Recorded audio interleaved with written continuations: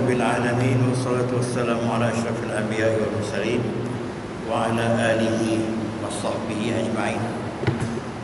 Rabbi shrah li sadri wa yassir li amri wahlul 'uqdatam min lisani yafqahu qawli. Subhanaka la ilma lana illa ma 'allamtana innaka antal alimul hakim. Selamat membayar GST ya.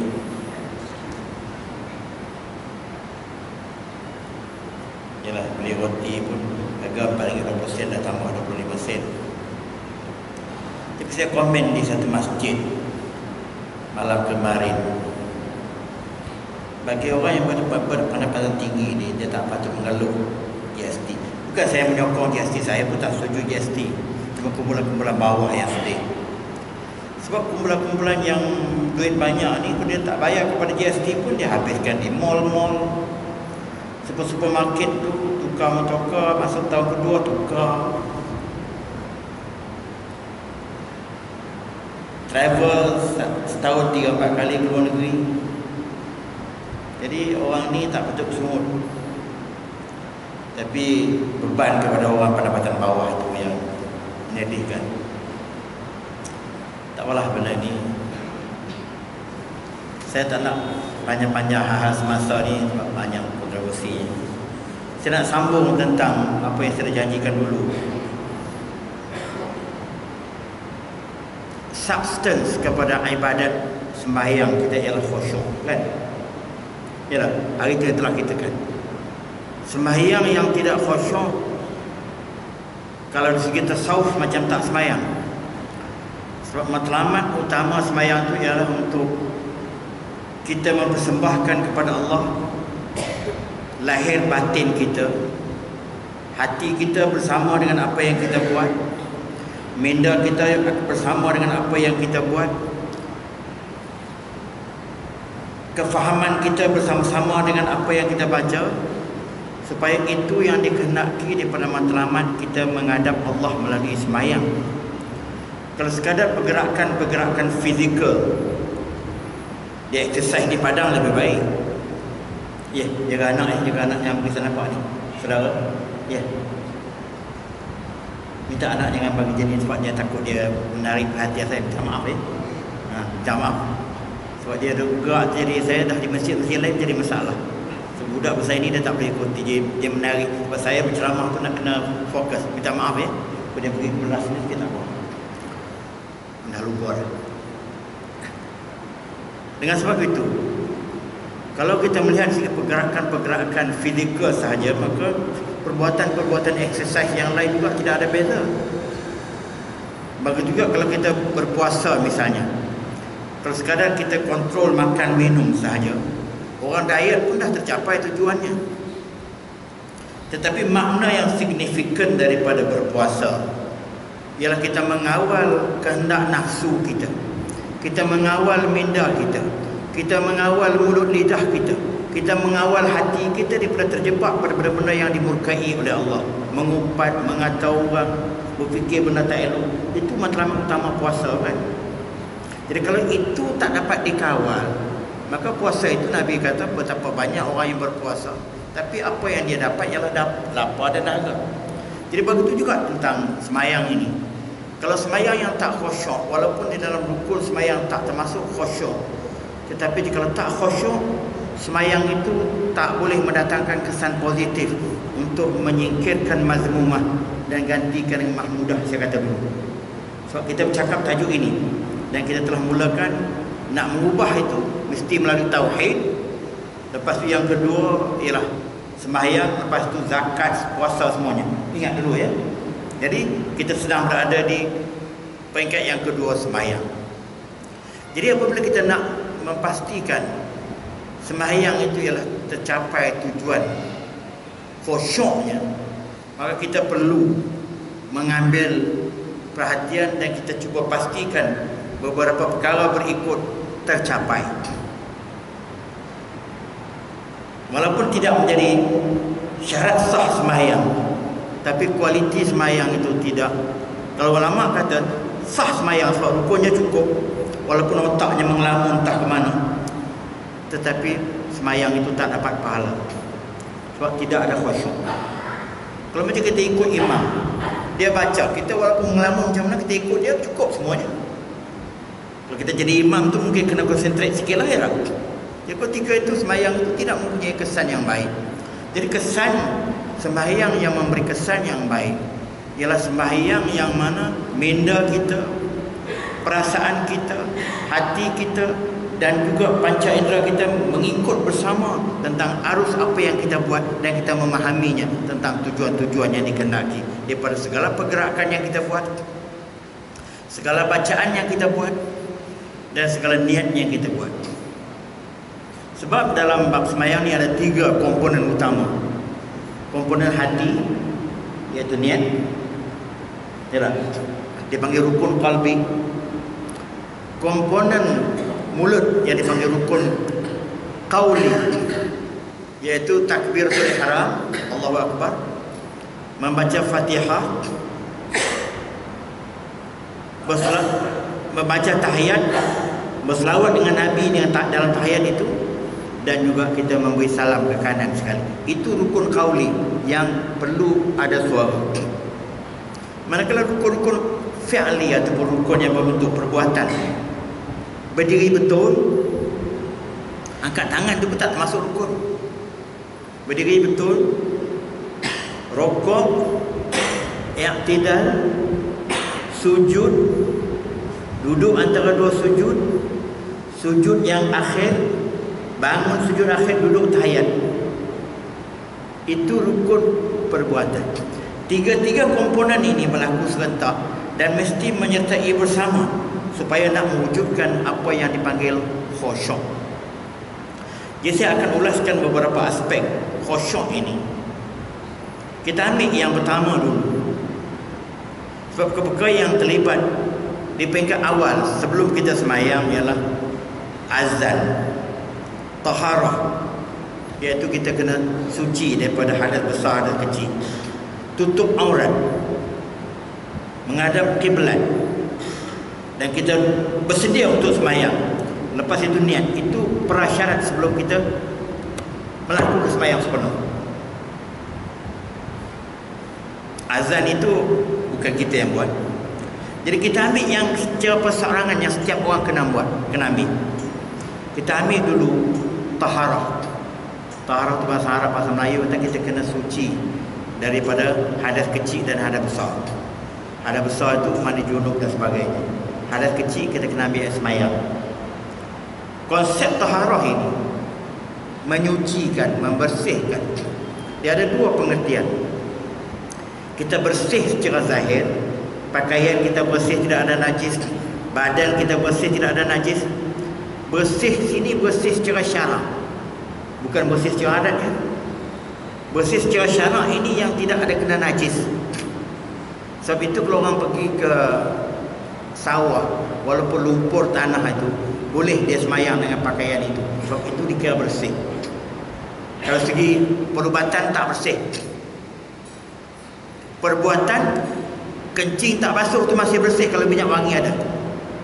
Ya tak? Kalau orang perempuan, kalau kawan-kawan lain bukan Melayu, duduk asrama dengan dia, tak pernah mandi pagi, dia orang tak basuh kencing tapi badannya wangi, maka orang panggil bersih. Sebenarnya tak bersih. Ya tak? Ya tak? Tetapi bersih dari segi Islam, bersih yang dikira tidak ada najis yang tak diterima syarak. Jadi kalau orang yang berpakaian kena lumpur, kena tanah yang benda itu tidak dianggap najis, boleh sembahyang, maka dikira bersih. Jadi kalau bersih macam kita ni lebih-lebih lagi lah. Bahkan bersih juga dari segi Islam, baju yang tidak berceloran-celoring. Sebab tu kalau jadi imam, dia makruh dia menjadi imam dalam keadaan bajunya berceloran-celoring. Sebab dia anggap tak begitu bersih dalam konsep bersih secara zahir. Orang Indonesia bukan biasa pakai baju batik. Pergi ke Mekah pun dia buat jubah, berjubah dengan baju batik. Kita tengok apa pelik waktu dia buat umrah. Tapi nak buat macam mana sebab dia orang tak ambil kisah bab itu. Tapi dalam konteks Islam, kalau seorang imam yang pakai baju celoran-celoran agak makruh dia menjadi imam. Sebab dia menarik perhatian, dia anggap kurang bersih dan kurang elok dari segi zahirnya. Itu bersih yang pertama. Bersih daripada najis yang tidak dibenarkan secara. Jadi kalau dia kencing tak basuh, walaupun badannya bersih macam mana, dia tak bersih. Tapi kalau kencingnya basuh elok, setakat kena tanah sawah, bersih. Sebab itu orang pondok di kampung-kampung tempat saya dulu, yang orang-orang tu dia semayang di atas jalan sawah dan sebagainya. Dia tak payah balik ke rumah, maka dia tak perlu buat uniform khas.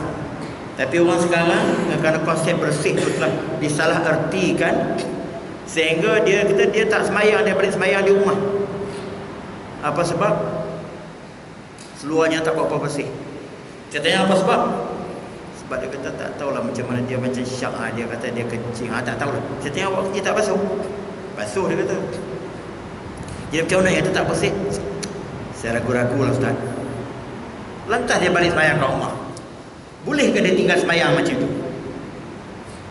Dengan kerana dia ragu-ragu kebersihan dia macam itu, dia tinggal semayang. Bolehkah dalam bab tinggal semayang boleh setakat hujah yang macam itu? Boleh ke? Saya tak jumpa lagi kitab mana pun. Tapi ramai orang buat macam itu. Ya tak? Dia ramai dia buat begitu kerana mereka salah faham tentang konsep bersih.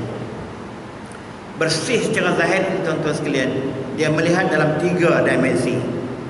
Yang pertama, tak nampak secara ain, tidak ada metal, tidak ada benda yang kata najis tu tak ada. Tak nampak kata benda tu seketul ke tai macam kita nampak tai cicak di masjid, kita tak nampak, tak ada pun. Maka dia bersih. Yang kedua, tak ada bau. Yang ketiga, tak ada nak rasa pun, tak nampak ada benda, tak ada nak rasa bonggol-bonggol, tak ada. Kalau dah ketiga-tiga tu tak ada, maka dia bersih. Kalau sekadar dia syak saja pakaian dia tak begitu gini, maka itu boleh dia semayang. Tapi mengapa dia tak semayang? Kerana dia ragu-ragu. Kalau dah macam itu, dah ragu-ragu setiap hari. Kalau dah macam itu bentuknya, dia ragu-ragu pakaian. Mengapa dia tak bawa pakaian yang boleh pakai semayang? Payahlah sikit Ustaz, sebab payah pejabat itu. Akhir-akhirnya dia telah meninggalkan waktu semayang dengan keadaan yang tak boleh dia tinggalkan. Bahkan ulama kata kalau dia tinggal semayang dalam keadaan begitu, qadanya pun tak sah. Sebab dia mengqadakan semayang dalam keadaan yang tak dibolehkan dia qada. Yang boleh qada ni apa dia? Hilang akal, terlupa, terlena. Kalau dia terlupa, tiba ingat balik, dia boleh qada. Dia terlena sampai habis waktu, boleh. Atau dia gila dan sebagainya sampai habis 2, 3, 4 hari, maka boleh. Jadi dalam keadaan begitu, itu konsep bersih secara lahir. Yang kedua, bersih secara spiritual, secara dalam. Dia telah mempunyai kemundian jiwanya untuk betul-betul melakukan sembahyang. Dia telah tak ada dah sifat-sifat yang tak elok, nak riak, nak apa, semua dah tak ada dah waktu dia nak sembahyang. Dia tak berniat pun nak bagi orang tengok dia sembahyang dan sebagainya. Dia telah bersedia dari segi mental dan juga hatinya. Itu bersih yang kedua. Jadi kerana macam itu, kebersihan dalam konsep ini, sebab tu kalau kita tengok tuan-tuan, perbuatan-perbuatan kebersihan yang kita basuh tangan, basuh muka apa semua, dia ulang-ulang. Ulama mentafsirkan begini. Yang pertama, anggota-anggota itu yang selalu terdedah. Walau macam mana orang tu dah jaga pakaian pun macam tadi, muka tetap buka. Maka muka yang paling terdedah sekali, maka dibasuh setiap kali ambil sembahyang. Yang kedua, mukalah yang mempunyai anggota-anggota yang kita kata panca indera yang paling banyak, dia boleh berinteraksi dengan orang. Di muka ada 2 biji mata, di muka ada telinga, di muka ada hidung, di muka ada mulut. Yang kesemua itu alat dia berkomunikasi dengan pihak lain. Maka sempena dengan ambil sembahyang, dia menyucikan semua benda itu, daripada melihat benda tak elok, daripada mendengar benda tak elok, daripada memakan benda tak elok, daripada mencium benda tak elok dan seumpamanya. Maka rukun sembahyang itu rukun muka yang pertama, ambil sembahyang. Itu konsep kebersihan melalui air sembahyang. Jadi waktu kita menyuci 2, 3, 4 kali itu, kita kena ingat begitu. Kita bukan saja menyucikan muka kita daripada kekotoran, tapi kita ingat juga kita menyucikan muka kita daripada segala perkara yang boleh mencemarkan hidup kita. Mata kita melihat benda tak elok, telinga kita mendengar benda tak elok, mulut kita memakan benda tak elok, hidung kita mencium benda tak elok dan seumpamanya. Waktu setiap kali kita menyucikan itu. Dan ulama juga kata, apabila kita mula-mula benda itu satu hari 5 kali, kita ambil sembahyang, kita tajdid katalah, walaupun air sembahyang kita ada, kita masih ambil juga sunat, kan bagus kan, kita barui sembahyang, air sembahyang kita lagi bagus. Dan setiap anggota kita ulang 3 kali. Dah 5 kali dia buat, dia ulang 3 kali 5, 15. Dia menyucikan mukanya 15 kali. Ulama kata, cuba kita bayangkan, kalau setiap kali dia menyucikan mukanya, dia niat begitu, perasaannya begitu, hatinya begitu, maka otomatik satu masa ke satu masa, satu peringkat ke satu peringkat, dia akan meninggal benda-benda yang maksiat melalui muka dia. Dia akan kurang melihat benda-benda tak elok, dia akan kurang mendengar benda-benda yang tak elok, dia akan mengelak daripada cium-cium benda tak elok, dia akan elak mulutnya daripada makan benda-benda tak elok. Jangan sekadar niat nak cuci segi muka, segi kotoran saja. Itu konsep taharah yang dikehendaki. Termasuk tangan. Tangan merupakan anggota yang kedua. Dia nak pegang dengan tangan, dia nak pegang benda elok pun dengan tangan, dia nak sentuh yang tempat sensitif pun dengan tangan, dia nak rabak isterinya pun dengan tangan, dia nak jamah makanan pun dengan tangan. Kesemuanya dengan tangan. Kalau tangan tu kebas, tak ada rasa, tak ada nikmat dah pegang, maka dia mencuci kedua-dua belah tangan. Jadi setiap kali dia cuci tadi, bukan saja dia mencuci kekotoran lahir, tetapi apa maksiat-maksiat dan kekotoran-kekotoran yang boleh didapati melalui basuh tangan. Kalau begitu dibuat berulang-ulang seperti mana muka juga, maka otomatik dia akan mengurangkan pelakuannya yang melibatkan benda-benda yang perlu kepada pegang tangan. Kalau dia pernah berdating dulu pegang kerap, dia tak pegang lagi dah. Katalah contoh macam itu. Ataupun dia nak naik kereta api pun dia tak sentuh-sentuh lagi benda-benda tak elok tu, seperti dia heboh-heboh tu, kan, misalnya. Melainkan dengan diizinkan dengan isteri dan sebagainya. Itu pegang tangan. Kemudian yang ketiga apa dia? Basuh muka, basuh tangan, basuh kepala. Telinga sunat. Sebab kepala tu simbol satu puncak kepada anggota yang bersih. Sebab itu basuh kepala dia tak minta basuh ke semua. Sebab dia kira kekotoran jangan berlaku di kepala, dan kekotoran pun berada di luar, di rambut. Maka habis sepenuhnya hanya memadai setakat menyentuh sikit dengan air. Tapi kalau mazhab lain dia ingat basuh ke semua. Secara lahirnya membasuh kepala tu mengeluarkan kotor. Kalau mau motong perempuan yang rambutnya bau apa, kalau bau rambut yang busuk apa tu, sedih kita.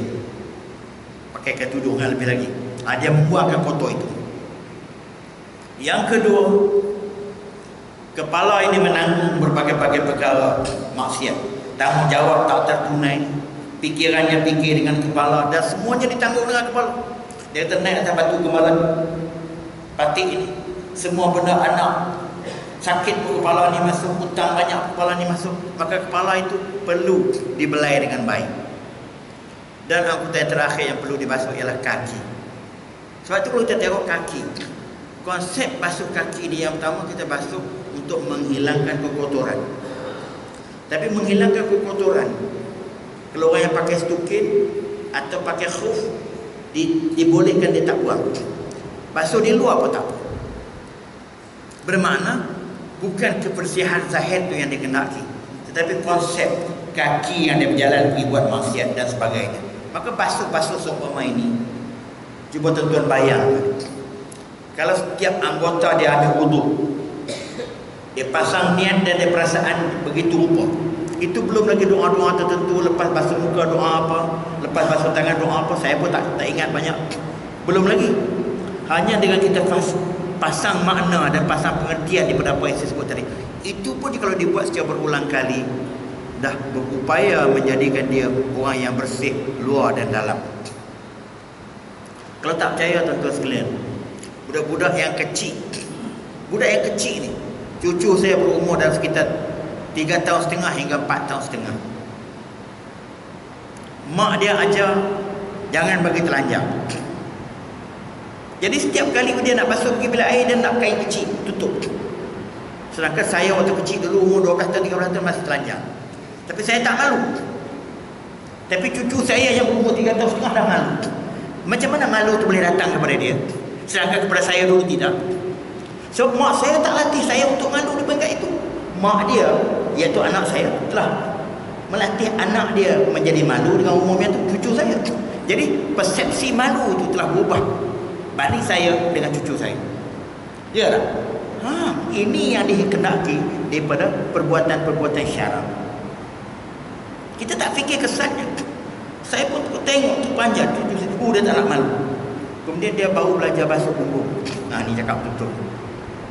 Jadi waktu datang ke rumah saya, isteri saya nak tolong basuh, dia tak boleh. Kalau isterinya saya basuh pun dia tak puas hati, dia kena basuh sendirian. Dia telah dilatih di tadika macam itu. Bagaimana peningkatan bersih secara lahir itu, najis daripada lahir, tapi telah membawa kepada pengertian-pengertian rohani. Dia telah mula rasa malu, dia telah mula rasa segan, dia tak nak lagi orang lain tengok, dia punya alat sulitnya dan sebagainya. Sedangkan umur antara 3 tahun dengan 4 tahun setengah. Ya. Jadi ini kesan-kesan sampingan yang dikehendaki daripada perbuatan taharah yang kita buat dalam amalan sembahyang. Sebab itu ada satu dua penyelidik barat, dia kata the beauty of praise dalam Islam, keindahan sembahyang, salat dan sembahyang begitu indah apabila dihayati maknanya. Dia masuk Islam dengan kerana itu. Itu belum lagi waktu perbuatan-perbuatan sembahyang yang duduk begini, kesannya bagus. Kalau sudah waktu kita duduk tahiyat, dia menghimpit sebelah sini, payah nak jadi appendix. Kalau kita nak tahu BMI kita cukup tak cukup, tak payah kita timbang. Siapa tak boleh duduk tahiyat dengan baik, lututnya terangkat, BMI-nya lebih lah. Dia boleh duduk elok dengan tidak ada sengit badan tegak elok, duduk tahiyat akhir kan, maka BMI-nya elok. Tak payah kita timbang, ya atau tidak? Jadi kalau macam saya, dah tak boleh lah, lutut tak boleh tepat lah. Melainkan orang sakit je. Tapi kalau orang yang tak sakit, kalau dia duduk tak boleh dengan betul-betul seperti mana tahiyat akhir, lututnya terangkat ataupun tumit tak boleh nampak gitu, maka BMI-nya telah lebih, maknanya berat lebih lah tu. Jadi apa yang telah Tuhan buat melalui perbuatan Nabi itu mempunyai signifikan yang amat banyak di dalam membina personality Muslim. Jadi dalam bab sembahyang ni, taharah itu saya dah bercakap berapa lama dah. Makna taharah itu saja. Maka disunatkan lagi kita basuh telinga, disunatkan lagi kita berkumur, disunatkan lagi kita bersugi, berbagai-bagai lagi perkara yang terlibat dalam taharah ini. Ya. Jadi supaya matlamat taharah itu tercapai, apabila ianya tercapai, tujuan asal yang kita bicarakan 2-3 minggu dulu, iaitu untuk meninggalkan yang mazmumah, pergi kepada mahmudah itu mudah tercapai. Ya atau tidak? Itu yang dikenal. Itu melalui konsep taharah yang dijelmakan melalui ambil wuduk. Itu belum lagi pakaiannya tak boleh, air mustakmal tak boleh guna, air yang betul-betul pure, air yang meleleh. Kalau air masuk dalam satu tempat yang balis yang sama, kalau tak cukup 2 kolah tak boleh. Semua tu ada makna dia. Ya tak? Kesemua itu membawa makna. Bagaimana kita nak menjamin apa yang kita buat itu tulen kenanya. Jadi air mustakmal tu cantik macam mana pun tak boleh guna. Walaupun dicek secara sains bersih, tak boleh guna. Tapi kalau air tak mustakmal, air mutlak, walaupun air sungai berkeladak, sah. Banyak falsafah ni. Sebab benda nature dianggap tak najis. Keladak sungai tak najis. Ya tak? Jadi kena banyak lah, aku nak bicara dengan panjang lebar banyak. Saya ambil sikit-sikit je. Itu tentang dah 20 minit lebih, baru masalah taharah je. Bagaimana taharah menjadi amat signifikan kepada ibadat solat kita yang menjadi prasyarat kepada sembahyang. Tersilap dari segi taharah ini, batal sembahyang. Saya di masjid saya tu dalam 2-3 hari ini, ada 1-2 ibu bapa yang muda-muda, dia bawa anak kecil-kecil, budak tu bawah 5 tahun lah. Dia berada di saf bersama-sama dengan dewasa di tengah, kerana budak tu tak tinggal kecil sangat. Jadi waktu bapaknya sembahyang pun dia bukan sembahyang, dia ada pusing bapaknya, dia tahu bapaknya. Saya nak tegur, saya tak jadi imam waktu tu. Saya nak beritahu pada imam pun, saya duduk jauh pada imam. Kemudian imam pun tak berani tegur. Waktu saya mengajar kuliah subuh dan sebagainya, orang yang berkenaan tak datang. Kalau kita tegur pun tidak ada faedah. Kalau budak tu berada di saf yang campur dengan orang dewasa, kalau budak tu batal, kemungkinan besar budak tu batal sebab budak tu bukan tahu lagi bersemayang tak semayang ni. Budak 5 tahun ke bawah. Kalau saf batal, saf tu terputus, kesemua jemaah di saf itu tak mendapat pahala jemaah walaupun salatnya sah. Jadi datangkan masjid sia-sia je lah. Ya tak? Itu anda letak di belakang. Tapi tak boleh tegur sensitif kerana dia nak latih anaknya semayang. Syarak tak suruh latih sampai peringkat macam itu, sampai peringkat membatalkan jemaah orang lain. Masalahnya kurang ilmu. Waktu ustaz mengajar tak nak datang, tapi nak ibadat datang ke masjid bawa anak. Tapi buat bekalan pukang tak sama seperti yang betul. Ada 1-2 orang begitu. Saya tengok beriman. Jadi saya tengok bila orang berkenaan datang, maka saya lari pada dia, saya tersop depan sikit. Saya tak nak terlibat. Kalau tidak nanti bergaduh dengan saya je. Kita tak nak juga, kita nak buat ibadat elok, tiba diputuskan saf itu, kita sia-sia je lah. Jadi itu kena ambil perhatian bagi ibu bapa yang bawa anak ke masjid. Putus, tapi kalau dia ada ujung sana atau ujung sini, itu lain. Tak apa, tapi dia di tengah. Ini yang jadi masalah. Tapi tak boleh tegur sensitif. Apa boleh buat? Kemudian yang kedua, tutup aurat dalam sembahyang. Ini pun cukup fundamental. Orang lelaki minimumnya pusat ke lutut. Tapi tak ada lah orang pakai. Tapi kalau masyarakat Arab, budak lelaki-lakinya dia kena pakai seluar bawah sikit. Sembahyang banyak je lah. Jawab kita mudah. Tapi kita tentang pakaian ni kita lebih sopan. Pakaian yang tutup-tutup, baik laki-laki baik perempuan. Orang Arab ni ada jubah, ada kain sejadah macam perempuan kita tak banyak. Dia dengan jubahnya cukup. Kerana jubah tu busuk apa, kerana jubah tu berleret atas tanah tu, dia pakai pakaian tu juga. Tapi memang ada mazhab boleh mengatakan kalau pakai jubah bagi seorang perempuan, kalau jubah tu meleret di atas tanah dan tanah tu tidak sakat debu saja, tak membatalkan sembahyang dan sah sembahyangnya. Sebab tidak ada bukti yang terkena najis, terutama di negeri Arab. Tapi orang kita tidak. Orang kita dia lebih particular, menyebabkan dia buat uniform khas untuk sembahyang. Namanya kain telekung. Itu orang perempuan. Cukup hebat. Dan tutup aurat ini satu perkara yang signifikan dalam sembahyang. Disebutkan di sini, tutup aurat itu mempunyai 2 makna juga. Yang pertama, kita tutup aurat daripada dapat dilihat oleh orang secara lahir. Sebab tu kalau orang perempuan sekadar dia tutup aurat, tapi kain telekungnya tu kain yang betul-betul yang boleh shape-nya ada. Orang petikai. Ada ustaz-ustaz komen dalam YouTube dan sebagainya. Saya pun tak setuju. Sebab kadang-kadang kainnya tu terlalu mahal sampai pengen ikutlah urut badannya tu. Dia pula badan cantik lagi. Oh. Jadi tak usah sampai macam itu. Ibadat ni jangan samakan dengan kita nak pergi menziarahi atau nak pergi majlis-majlis pengantin. Ibadat dengan Allah ni biarlah benda tu berlaku dengan tidak ada niat-niat sampingan yang lain. Saya terperanjat orang membeli kain telekung semayang. Di Vietnam cukup popular orang Malaysia pergi beli kain telekung semayang, balik niaga di sini. Dalam 3-4 tahun dulu harga RM40. Yang terbaru minggu lepas saya dengar tak kurang RM70 selain. Tapi nak beli songkok putih satu pun tak ada. Mengapa kain telekung dia boleh jual? Songkok putih tak boleh jual. Sedangkan di Vietnam kan ada orang Islam. Dia kata nak cari masjid satu payah di Hanoi. Tapi mengapa kain telekung banyak?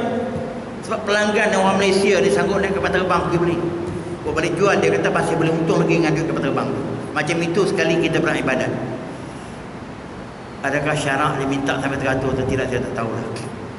Jadi harga terbaru dah menjadi RM80. Balik jual sini mungkin dia jual RM160. Ada orang beli. Tak apalah dalam ibadat. Tapi kalau sampai macam itu sekali dia beli kain telekung, dia pergi di pintu masjid. Puan beli di mana ni? Cantik betul. Oh dia dah syok dah. Malam esok nak pergi pula semayang.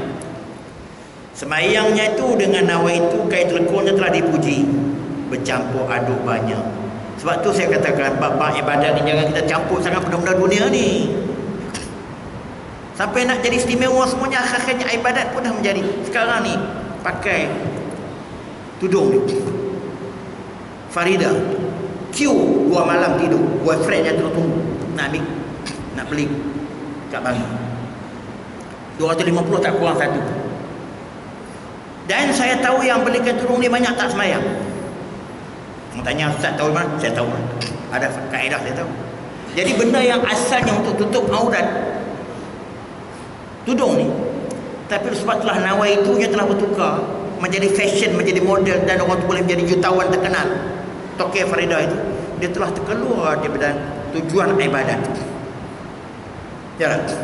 Sebab nawai itunya bertukar dan barangnya pun begitulah. Tuan-tuan sekalian, apabila agama dicemari dengan benda-benda yang macam ini. Ini saya tahu dengan tepat. Saya pun heran, mula-mula saya tak tahu apa yang queue banyak. Rupanya queue nak beli kain tudung. Sampai malam boyfriend ganti. Dahsyat betul. Ini bagi di mana tepi saya rumah. Seksyen 8 dekat rumah saya. Ini bukan cerita saya buat tepi jalan. Jadi tutup aurat. Bermula daripada tutup aurat, jadi bermakna dunia fashion ini, waktu orang tak minat pada agama pun dunia fashion dah dapat tempat. Mari orang berminat pada agama pun dunia fashion juga yang dapat tempat. Ya tak? Ya atau tidak? Akhirnya matlamat keagamaan tak tercapai, keuntungan yang dicapai oleh orang-orang yang rakus menggunakan agama. Itu saya katakan, ibadat ini kita kena tukar daripada adat, tukar daripada perbuatan-perbuatan harian. Kalau masih kita samakan sikap kita, kita tak terkeluar daripada kelompok kita berlakon di depan Allah. Ya, tolong jaga ni, ibu bapa ni tolong jaga anak lelaki dia, kesian duduk nekong pada ibu-ibu tu. Tolong tengok ya, mak dia tolong tengok. Tolong. Saya pun sedih tengok tu. Saya kata saya marah, nanti dia kecil hati. Dia tutup aurat yang lahir macam itu. Tutup anggota lahir dengan pakaian yang tak boleh see through dan pakaian yang tidak menurut badan. Ini satu masalah lagi. Kita ni dalam orang Melayu, budaya tutup aurat ni, walaupun itu jelmaan daripada semayang, tapi kita apply pada luar semayang. Lagi orang tua lagi dia nak tutup aurat dia. Yang muda-muda ni, mak bapaknya pun biarkan tu tutup. Tak berapa marah lah. Tapi dah tua dah, baru nak pakai tudung. Kita dah tua bangka dah, tak sedar diri, pakailah tudung. Sedangkan falsafah tutup tudung tu, lagi muda lagi kena pakai. Kalau dah tua sangat, dah kedut, semua orang tengok tak berselera dah, udah tak pakai tudung pun tak berdosa dah. Ni saya tahu ni, hikmat pakai tudung tak capai dah. Kalau saya tengok pun dah geli, tak ada naik apa-apa steam dah. Dia tak pakai tudung pun tak apa. Sebab tu orang tua sangat tak tutup aurat tak ada masalah.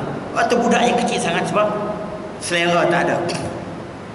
Waktu selera ni ialah umur macam-macam siapa dia. Tapi waktu itulah yang orang paling suka dedah sekali. Sedangkan waktu tu yang patut ditutup. Sekali lagi masalah kompromi agama tu timbul. Jadi mak-mak tu haji pun dia kata gitu, tak apalah orang muda awak buka lagu, tak apalah nanti tua macam mak besok tutuplah. Dia dah terbalik dah hukum tu. Sebab konsep untuk aurat itu telah disalahartikan dan tujuannya tak tercapai. Jangan sebab itu dalam semayang ini orang kata nak tutup apa, Tuhan dia nampak luar dalam. Ada dia kata gitu. Tutup di sini sebagai simbol, kata dia sebagai manusia yang malu. Kalau Tuhan tengok luar dalam, Tuhan bukan ada selera nak tengok manusia. Sebab Tuhan bukan dia macam manusia. Kalau tengok seorang perempuan seksi pun daripada dalam, dia nak ada selera apa? Sebab Tuhan kan. Jadi jangan kita cakap menyatu jadi biadab. Tapi konsep di segi maknawi, di segi spiritual, konsep tutup aurat ni, dia menutup dari benda-benda yang tak patut dibuka. Daripada orang tengok, dia malu. Jadi malu itu tuan-tuan sebahagian daripada iman. Sebab itu hadis kata, al-imanu bita'un situn, al-haya'u rub'un minal iman. Iman ini lebih daripada 70 cabang. Tapi malu itu 1/4 daripada iman. Bayangkan. Dan satu hadis lagi kata, wa in lam tastahi fasna' ma syi'ta. Kalau dah kau hilang dah malu, kau boleh buat apa yang kau nak. Sebab itu dalam permulaan kita beriman, malu itu menjadi daya tarikan untuk kita tidak buat maksiat. Kita malu nak makan orang tengok bulan puasa. Kita pun puasa lah. Walaupun peringkat awal kerana orang tengok, tapi malu itu lama-lama hilang akhirnya. Kerana Allah pun tercapai. Sebab kita malu pada manusia, orang tengok tu sebahagian daripada iman. Jadi bagi seorang perempuan yang menutup aurat tu, dia malu kerana nak tutup anggota-anggota yang tertentu. Jadi orang lelaki dilonggarkan boleh pusat ke bawah. Itu konsep yang dikehendaki daripada tutup aurat, iaitu rasa malu kepada makhluk nak membuka anggota-anggota tertentu, dan rasa malu dengan Tuhan untuk dia melakukan dosa. Sebab dengan Tuhan dia rasa malu, dia rasa segan, dia rasa takut kepada Allah. Sebab malu, takut, segan kepada Allah itu satu makna belaka untuk dia buat maksiat. Sebab dia rasa dia terlalu berhutang budi kepada Allah, terlalu banyak nikmat yang dia dapat kepada Allah, maka dia malu dan tak sampai hati untuk dia berderhaka kepada Allah. Jadi malu yang pengertian macam ini dia kenaki daripada menutup aurat itu sebagai simbolik kepada perbuatan malu. Kemudian menghadap kiblat. Ini saya ikut dalam kitab ini ya. Kitab ini kitab Tazkiyatul Anfus, kitab penyucian jiwa oleh Imam Ghazali, saya kata dulu. Jadi Imam Ghazali telah menghuraikan bagaimana semayang itu menjadi pemangkin perubahan untuk kita berupaya meninggalkan mazmumah, mengambil yang mudah. Perbincangan ini bukan perbincangan sah tak sah segi fiqh ya. Perbincangan bagaimana segi filosofi untuk kita menghayati semayang itu dalam semua perspektif supaya semayang itu mencapai tujuannya. Kemudian yang seterusnya, menghadap kiblat. Tak apa kita berhenti selepas ini, kita sambung minggu depan. Selama mana tuan-tuan boleh dengar dengan tertib, saya cukup seronok. Menghadap kiblat. Menghadap kiblat ini kita kawal anggota lahir kita, terutamanya muka dengan dada. Diminta dada supaya menghadap ke kiblat sepenuh-penuhnya. Dan itu sebagai simbolik kita kena kontrol hati kita juga bersama-sama dengan anggota lahir kita menghadap ke arah yang satu. Ini juga dia menggambarkan simbolik kesatuan dalam akidah Islam. Ya, kita menghadap ke satu bentuk, ke satu jihad, ke satu arah yang satu. Jadi orang duduk di dunia mana pun menghadap ke arah yang satu. Dan ini kita menghadap, dia tak panggil kita menyembah. Ada orang muda pernah tanya saya, dia kata ada orang Islam tanya saya, jadi apa beza antara kamu orang Islam dengan orang Hindu, orang Cina? Kami sembah tokong, sembah batu, tapi orang Islam sembah batu juga menghadap kiblat. Dia pengen-pengen tak boleh nak jawab dengan memuaskan. Kata kami tak sembah batu, kami menghadap sejak kiblat. Tuan-tuan memang sembah batu. Jawab itu je. Jadi kalau tuan-tuan sembah batu, itu yang Nabi Allah Ibrahim dia ambil kapak, dia pukul semua berhala-berhala tu, akhirnya dia ambil kapak tu letak di telinga ketua berhala. Kemudian apabila orang tanya Nabi Allah Ibrahim siapa yang buat, Nabi kata, Nabi Allah Ibrahim, kamu tanyalah ketua berhala kamu tu. Orang tu marah, dia nak jawab macam mana dia batu, macam mana kamu boleh sembah dia? Hanya dia batu je kamu sembah dia buat apa? Kepengah-pengah dia mati akal dengan jawapan Nabi Allah Ibrahim. Sebab dia menjadikan batu tu yang disembah. Kita bukan sembah batu, kita menghadap ke arah kiblat. Bahkan kalau kita berada di Masjid Haram pun, kita makruh kalau kita semayang tengok Baitullah. Kita tetap nak tengok tempat sujud. Yalah, saya dulu saya ingat tak apa tengok Baitullah, rupanya tak boleh juga. Bermakna kita, Baitullah itu sebagai simbol penyatuan, kesatuan akidah kita. Dalam ibadat kita pun satu. Kita menghadap ke satu jihad, ke satu arah yang satu. Itu maksudnya. Jadi itu secara lahir. Secara batin, itulah kesatuan umat kita. Di mana kita berada, di pelosok bumi di mana kita berada, di atas dia tunduk ke bawah nak semayang, di timur ke barat tengok sebelah barat, orang tu sebelah barat tengok ke timur, orang tu sebelah utara tengok ke selatan, semua ke arah kiblat. Bahkan kalau dia berada di satu tempat yang dia tak pasti kata kiblat sebelah mana pun, dia kena berijtihad, dia kena yakin, oh kiblat sebelah sini, salah tak apa. Macam itu sekali, untuk menunjukkan kesatuan akidah kita ke arah Tuhan yang satu, ke arah jihad yang satu. Dan kesatuan ini semoga terselah dalam seluruh tindak tanduk kita. Di dalam mencari kebenaran, kita mempunyai satu penilaian. Tak adalah benda ni buruk di Malaysia, baik di Arab. Baik di Arab, buruk di Malaysia, tak ada. Kalau zina tu tak baik di negara, di Malaysia pun tak baik. Tapi kalau undang manusia di barat, apa benda tu? Dah ada arak, katanya arak yang baik, arak yang tak baik. Kata dah ada babi yang tidak ada kuman. Jadi dah nilai buruk telah berbeza-beza kerana tidak ada satu nilaian yang konkret. Tapi bila nilai kesatuan kita melalui kesatuan ibadah kita ini, maka apa yang dikatakan oleh Islam tak elok, tak eloklah di pelosok bumi manapun. Apa yang Islam kata elok, eloklah di manapun. Dalam minggu lepas saya buat khutbah. Oh, saya berhenti agaknya, saya tak tahu. Sambung sikit lagi ya. Jadi bab menghadap ini satu simbol kesatuan kita. Kesatuan dalam bab ibadat pun kita bersatu. Maka ini mesti dijelmakan walaupun di luar daripada ibadat. Kita duduk bersatu padu. Kita punya kesatuan dalam kehidupan kita. Kita mempunyai kesatuan dalam nilai kita. Kita mempunyai nilai yang sama dalam kita berpakaian. Kita punya nilai yang sama cara kita makan minum.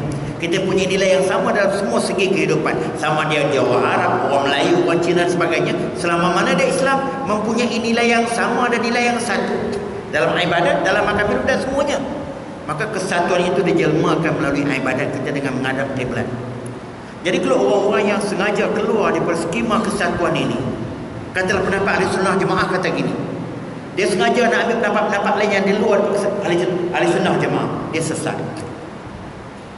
Bahkan dalam semayang pun, kalau dia sengaja nak keluar daripada mazhab yang ramai, dia seorang-seorang, dia mungkin batal semayang. Yalah, begitu sekali. Jadi simbolnya kita menghadap kiblat ini bukan saja ke arah yang satu, tapi melambangkan Tuhan yang satu. Kita memilih nilai-nilai yang sama, kita memilih pekerti-pekerti yang sama, kita memilih cara hidup yang sama, yang dinamakan syariat Islam.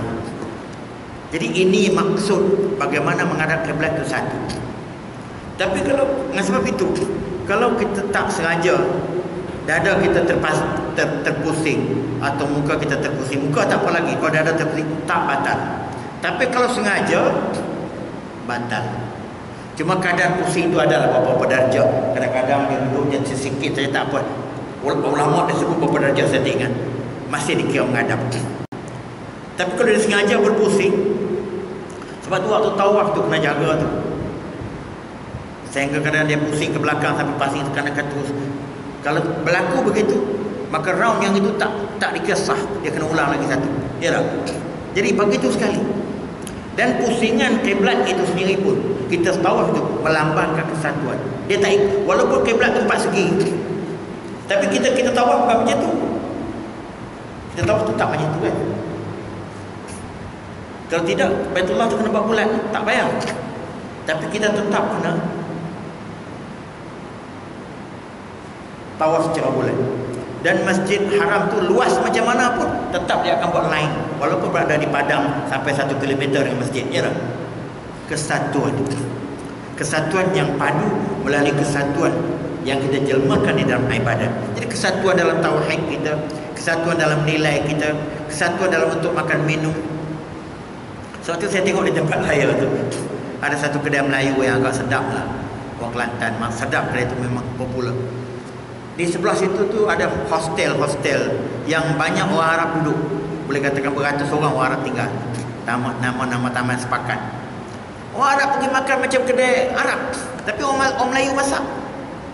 Yang pertama sedap tu mungkin lah. Yang kedua dia tu makanan orang Islam ni di mana-mana tak ada masalah. Macam kita juga pergi negeri Arab, kena nasi mandi tu, oh kita tu segan nak makan kotor tak timbul. Yalah. Sebab apa kita boleh yakin begitu? Sebab kesatuan akidah. Tapi kalau kedai yang bukan Melayu, kedai halal, kedai apa, kita curiga. Kalau kedai Hindu, kita tengok ini Hindu, kat tu dia ambil Al-Quran letak aja, walaupun makanan tu sedap. Yalah. Apa sebab kita tak nak? Benda yang sama tetap berkaitan dengan akidah. Dengan sebab itu, tuan-tuan sekalian, ibadah kita itu mentafsirkan dan yang menterjemahkan terlalu banyak aspek-aspek kehidupan kita yang kita jelmakan waktu kita sembahyang. Kemudian yang selanjutnya, kita berdiri betul. Berdiri betul kita macam mana?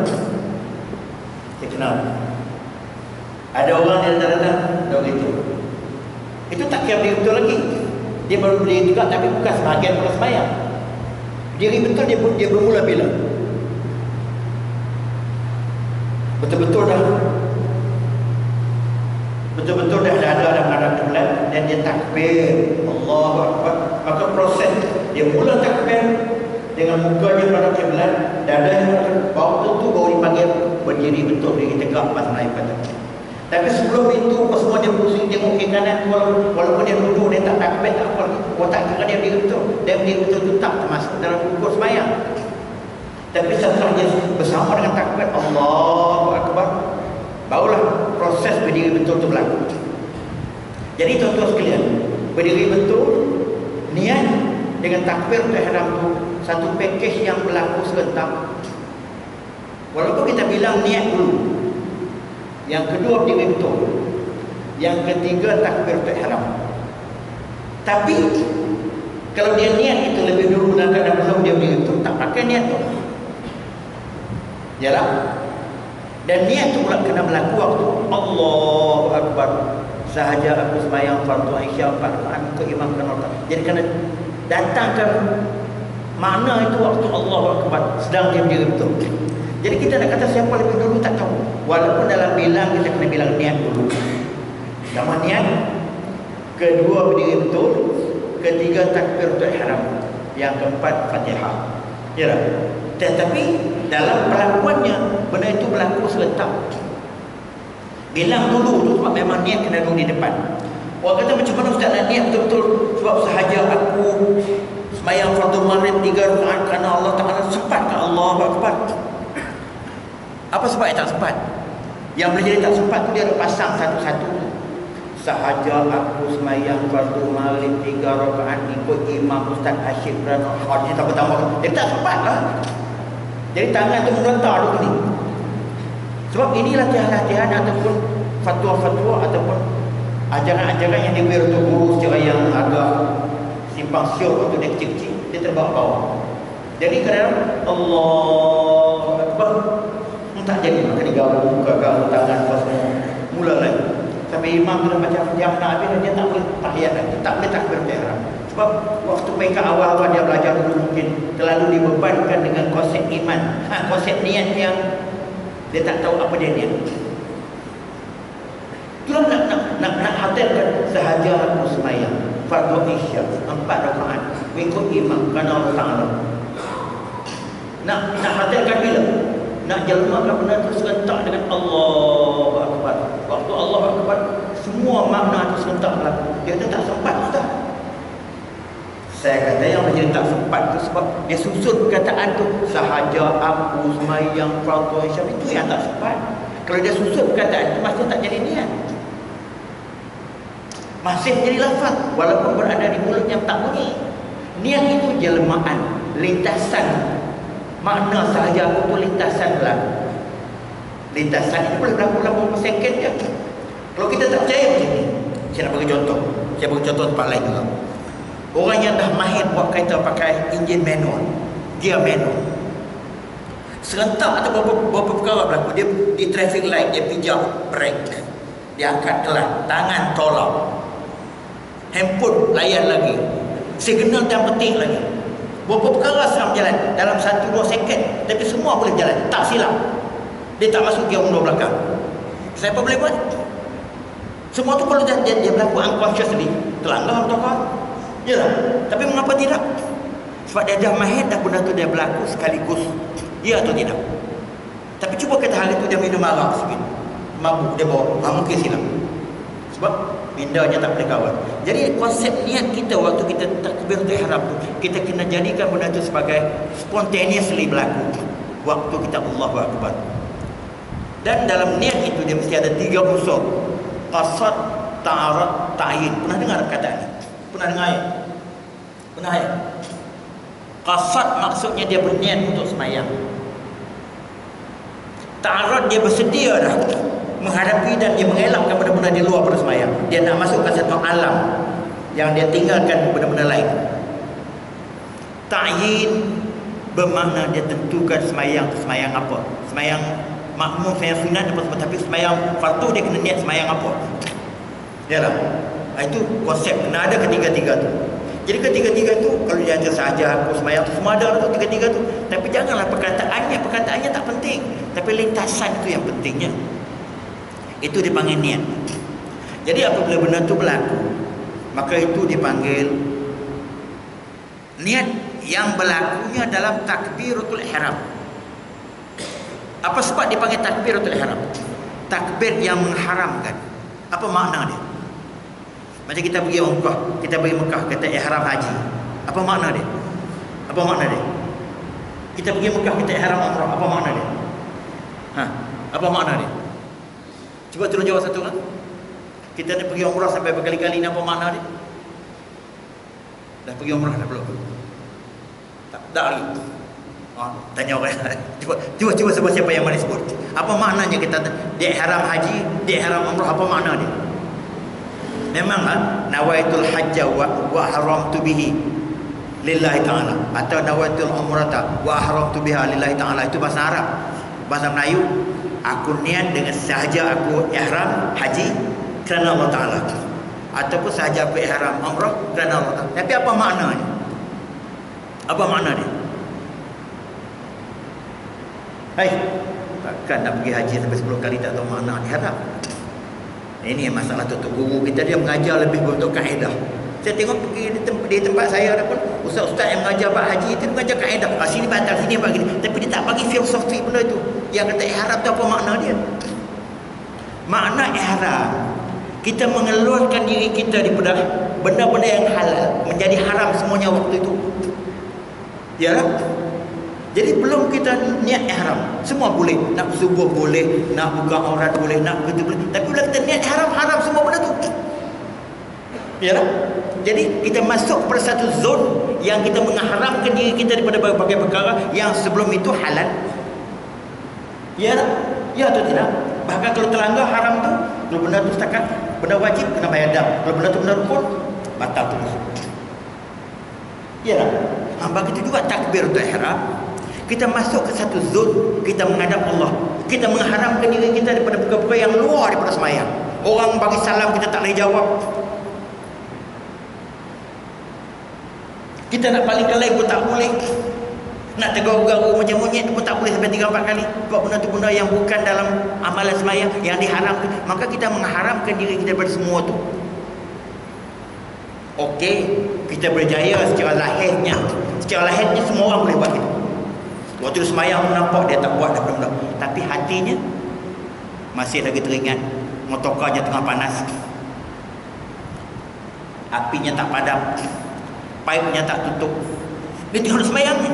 Segi lahirnya dia terharamkan semua, dia tak buat dah benda tu. Tapi hatinya masih tak betul-betul masuk kepada zon ihram. Maka di sinilah cacat sembahyang kita, yang mengurangkan kualiti sembahyang, yang dipanggil tak khusyuk ataupun kurang khusyuk. Jadi kita nak, waktu kita niat takbiratul ihram, kita nak keluarkan semua benda tu secara lahir, benda-benda di luar sembahyang kita tak nak masukkan sembahyang.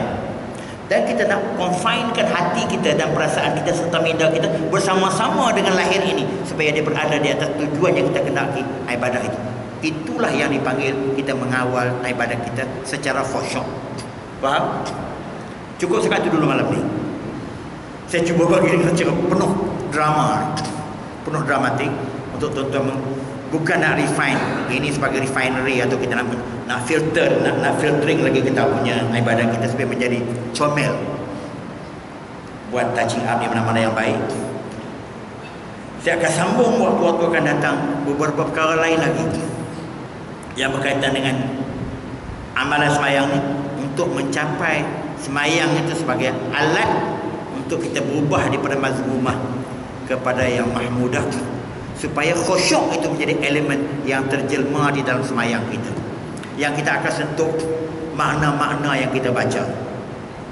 Fatihah, iftitah, tahiyat awal, tahiyat akhir, wirid-wirid yang kita baca antara dua sujud, kemudian bacaan-bacaan waktu rokok, waktu sujud, semua kita akan cuba uraikan secara yang elok, supaya makna semayang kita tadi mencapai tujuan yang dikehendaki. Jadi saya ulang lagi sekali, ceramah saya ni bukan ceramah fiqh nak mengajarkan ini batal, ini tak sah dan sebagainya. Ceramah ini ceramah untuk bagaimana nak mencantikkan ibadat kita supaya mencapai tujuan yang dikehendaki dalam tasawuf, iaitu semayang yang penuh khusyuk. Maafkan saya segala salah silap. Maafkan juga kepada saudara yang saya kata anak dia tadi agak ganggu saya. Bukan salah anak dia dan dia pun tak salah. Cuma saya ni yang salah. Sebab saya terlalu sensitif sampai orang tu di tepi pun tak boleh. Kadang orang berbisik tu saya ternampak pun tak boleh. Memang dah terlatih menjadi pensyarah lama. Kalau ada satu budak yang dia bercakap di depan saya, budak tu masuk kali yang kedua dia kena dengan saya lah. Jadi memang dia orang takut dah. Bukan takut, dia tak berapa nak berani lah. Kalau walaupun 400 orang pelajar, kadang-kadang sebab dia duduk jauh, saya diam tu, saya tengok dia je. Orang sebuah tengok, dia dah dia malu sendiri dia je lah. Kalau budak-budak yang bising tu, kita tak payah nak pukul budak universiti. Saya katakan, awak datang sini nak dengar kuliah saya kan? Ya Prof. Awak nak dengar kuliah saya tapi awak bercakap kan? Ya. Jadi kalau awak bercakap, macam mana awak nak dengar kuliah saya? Dan sengih-sengih. Jadi awak pilih, minggu depan awak nak dengar kuliah saya, awak duduk betul. Kalau awak tak nak dengar kuliah saya, awak tak usah masuk. Itu ayat saya yang saya bagi. Maka kali yang kedua, semua senyap sehingga jarum jatuh berbunyi. Dengar. Sebab benda ini macam terawih. Budak dibiarkan bising macam padang bola. Kononnya nak latih budak datang ke masjid. Tapi dengan anaknya seorang datang tu imam baca silap, orang tak khusyuk. Untung sekarang rugi seguni. Dia untung mungkin nak didik anak dia, tapi tak terdidik pun. Sebab aku didik anak duduk sebagai orang semayang, tapi anak berlari macam padang mainan. Tak terdidik juga. Orang lain baca semayang pun silap. Tapi benda ini isu yang universal yang berlaku di mana-mana tempat. Kita cubalah berubah. Kita kesian kepada para jemaah yang datang ke masjid ni tempat nak cari ketenangan, tempat nak buat ibadat. Janganlah diganggu dengan benda-benda yang di luar daripada matlamat itu. Janganlah kita ambil sensitif tak menentu. Kadang-kadang orang tegur tak boleh. Tapi orang kata tak apa, kalau Ustaz Hashim dia boleh tegur, orang tak boleh tegur. Bukan saya boleh tegur. Sebab saya memang tak boleh ceramah kalau orang bising. Bukan kata saya ada berani sangat. Sebab ada penceramah-penceramah dia boleh ceramah, diam saja yang dengar. Orang semua tak dengar ceramah dia. Jadi saya tak suka macam itu. Ya, kerana macam itu, ampunkanlah saya kalau sikap semua itu tidak menyenangkan. Itu kelemahan saya lah. Kalau itu sebagai satu kelemahan. Tapi kalau itu sebagai satu kebaikan, kita cuba-cubalah berubah untuk ke arah tersebut. Sebab rumah ibadat, kalau di muka bumi ini, rumah ibadat itu rumah nombor 1. Kalau baik agama Islam pun, baik agama lain pun macam itulah. Orang boleh bergaduh, orang boleh bunuh dengan rumah ibadat. Kita wujudkan suasana rumah ibadat itu betul-betul menjadi rumah ibadat. Jangan pada tengok di belakang masjid waktu bulan puasa macam padang mainan budak-budak. Di depan saja. Itu yang kita tak nak berlaku. Tapi secara generalnya tempat kebanyakan tempat baik. Cuma saya remind itu kan, saya sikit banyak saya tegur itu bukan tujuan lain, sekadar kita nak elak daripada gangguan-gangguan itu saja. Minta maafkan saya lagi sekali. Kita akan panjangkan benda ini di waktu-waktu akan datang untuk kita mengelokkan. Saya maksud kita ni, saya pun termasuk. Saya pun banyak lagi tak boleh nak buat seperti ini ni. Hanya pandai bercakap saja. Banyak lagi tak boleh buat seperti ini. Kita sama-sama untuk mengindahkan ibadat kita supaya mencapai tujuan ibadat itu. Ulama kata, apabila kita boleh buat ibadat dalam bentuk perspektif yang macam ini, baru kita akan mencapai apa yang dipanggil halawatul iman. Pernah dengar perkataan itu? Kita akan mencapai kemanisan iman kita, iaitu kita pergi beribadat itu kita seronok. Datang ke masjid itu kita seronok. Kita bangun tengah malam itu kita seronok. Kita baca Quran itu seronok. Mak mertua saya dia baca Quran sampai 5 jam satu hari. Dia kawan dia pun dah tak ada, dah 83 tahun umurnya. Dia kata, mak ni kawan mak dah tak ada Quran je lah. Dalam Quran mak dah ada macam mana tak tahu, kata dia. Dengan tangisan, teriak tangis dia. Apabila saya tanya dia, mak rasa sunyi tak mak? Orang lain dah tak ada dah. Ayah dah mati lama. Anak-anak pun kadang-kadang tak begitu supporting dengan dia. Dia kata, kawan mak dia tua-tua ni Quran je. Kalau Quran tak ada, mak tak boleh nak bayang macam mana. Dengan sebab ni. Bagaimana dia berupaya menjadikan Al-Quran itu kawan yang lebih mengatasi anak-anak dia. Tentu benda itu dia telah asyik sikit sampai pakai itu dia tak faham tu, dia hanya baca aja. Jadi dengan sebab itu saya nak tingkatkan di segi inilah supaya kita merasa kesegaran kita dalam melakukan ibadat. Sekian, wabillahi taufiq hidayah. Wassalamualaikum warahmatullahi taala wabarakatuh.